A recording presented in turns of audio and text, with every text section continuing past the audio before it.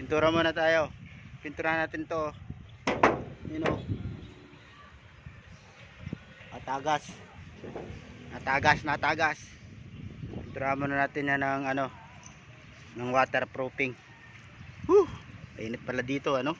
Mainit pala dito sa Saudi. Shoutout naman sa mga ka-Saudi dyan, oh. Suplabale, Saudi.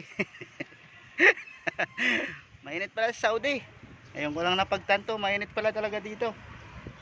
Ito ang ating pang ano, pintura.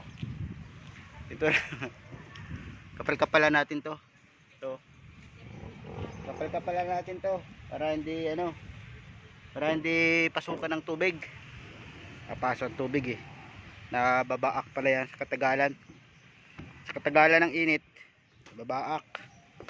Kaya lalagyan natin yan ng waterproofing na pintura. Ayan oh.